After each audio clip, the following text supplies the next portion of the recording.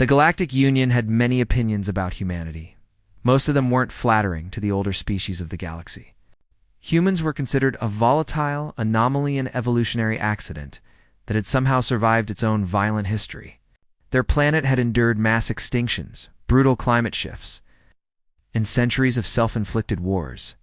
Yet humanity persisted, and that persistence made the other civilizations uneasy. Commander Elena Ramirez knew the reputation well. For 6 years, she had served aboard Unity Station, the largest diplomatic hub in Union space. The station orbited a quiet blue star and hosted delegates from over 40 intelligent species. To them, Elena was a curiosity. Humans were physically unimpressive compared to most of the galaxy. At barely 5.5 feet tall, she looked fragile next to the towering Karoo envoys, or the armored insectoid threats they assumed. Humans relied entirely on technology. They assumed wrong. Elena had learned long ago to ignore the whispers. Unstable species. Emotionally. Primitive. Barely civilized. She heard it all usually. She didn't care. But on this particular day, something happened that would change the way the galaxy looked at humanity forever. It started with a sound, a faint, trembling whimper echoing through one of the lower cargo sectors. Most beings on the station ignored noises like that. Cargo decks were always filled with strange sounds from alien goods and livestock. Shipments, but human hearing was sensitive to distress, and Elena had spent enough time on Earth to recognize the universal sound of frightened young. She followed the noise down a dim maintenance corridor until she reached a cargo bay filled with sealed transport containers. The crying was coming from one of them. Elena approached slowly and activated the manual release. The door slid open. Inside were 3 small creatures huddled together in a containment cage. They were Zitharan cubs.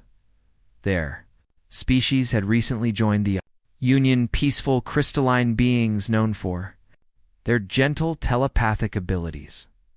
Adult Zitharans were elegant and radiant. These cubs were neither. Their bodies were dull and dim, their crystal shells cracked from dehydration. Their tiny forms trembled as they pressed against each other in fear, and they were far too young to be away from their parents. Elena's stomach ached behind her. A voice clicked with mild annoyance. "You opened that without permission." "Human." She turned. A tall Zurich merchant stood beside a stack of cargo crates, his segmented limbs counting stacks of credit tokens. The Zurich were traders, notorious traders. "Explain this," Lena said. Pointing toward the cage, the merchant barely glanced up. "Inventory, those are children, orphans," the Zurich corrected casually. "Their colony was destroyed in a mining collapse. With no guardians remaining, they fall under salvage law. My organization legally acquired them." Lena felt something cold settle in her chest. "You're selling them?" "To research facilities beyond Union jurisdiction," the merchant replied. "Their telepathic structures are extremely valuable." Inside the cage, one of the cubs whimpered again. The sound echoed in Elena's mind. Something ancient stirred inside her, an instinct older than governments, older than civilization, older than reason itself. Humans had evolved on a dangerous planet, on Earth. If the young were not protected, the species did not survive, and humanity had survived everything. "Open the cage," Lena said quietly. The merchant laughed.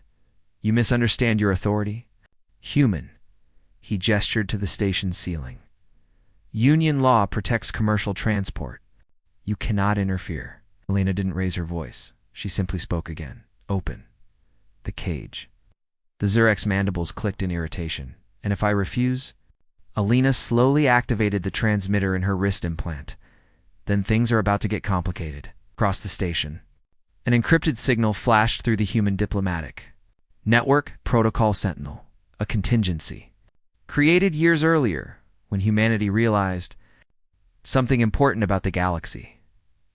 Many advanced civilizations had evolved beyond certain Instincts.empathy.protective. Rage humans had not. Back in the cargo bay, the merchant scoffed. You think your military can arrive before I depart? Elena didn't answer. Instead, she reached forward and snapped the cage lock open with a compact plasma cutter. The cub scrambled toward the corner of the container. The merchant shrieked in outrage.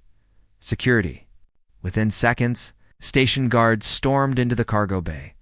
Towering Karoo officers surrounded Elena, human commander.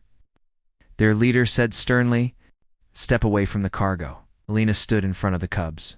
They're not cargo. They are registered merchandise. Our children. The Karoo commander hesitated. His species had no concept of parental attachment. Their young were raised in communal incubation chambers. Emotionally, the distinction meant little to him, but something about the human's posture made him uneasy. You are violating union law, he warned. Elena's eyes never left the merchant. No, she replied calmly. I'm correcting it. One of the cubs reached out with a weak telepathic pulse. Across the cargo bay, several guards suddenly staggered. The child's distress had amplified through the station's psychic network now. Everyone could feel it. Fear, pain, loneliness, and something else, hope. Because the human hadn't walked away. The Karoo commander slowly lowered his weapon. Scan the cubs, Elena said. The medic stepped forward. Moments later, his scanner chirped with alarm. Severe neural trauma. Prolonged emotional distress. This violates sentient protection statutes. The cargo bay fell silent. The Zurich merchant screeched in fury. Those laws do not apply to orphaned biological assets. Elena finally turned toward him. On Earth, she said softly, we have a saying. She stepped between the merchant and the cubs. Never threaten someone who still remembers what it means to protect their young. By the time the station council arrived, the situation had already spread across the network. Security. Footage showed the moment the humans stood alone in the cargo. Bay.outnumbered.outranked.unarmed. Yet, completely unwilling to move, within hours, the investigation uncovered a massive trafficking ring. Dozens of missing juveniles. Multiple species. Years of exploitation hidden behind legal loopholes. The merchant was arrested. The smuggling operation collapsed overnight, but the most surprising consequence came later. The footage of Elena defending the cubs spread across union media. Channels. Species that once dismissed humanity as dangerously emotionally began to reconsider. Perhaps those emotions weren't weaknesses. Perhaps they were something else. Entirely, a few days later, the eldest Zithran cub approached Elena in the station gardens. Through a translator, it asked a simple question. Why did you help us? Elena knelt down so their eyes were level. Because someone needed to. The cub tilted its crystalline head, but the others knew we were suffering. Elena smiled. Faintly, knowing and acting are different things. The child's crystal shell shimmered. Softly, you were angry, Elena. Nodded double quotes. Yes. Was that a human instinct? She thought for a moment, then answered, honestly, yes. The cub processed that, finally. It spoke again. I am glad your species still has it. Weeks later, the Union Council issued new protections for orphaned young across all member systems. Several vulnerable civilizations formally requested human guardians for their colonies and across the galaxy. One quiet realization began to spread. Humans were not dangerous because they were violent. They were dangerous because they cared too much. And if someone harmed a child, humanity would answer every single time.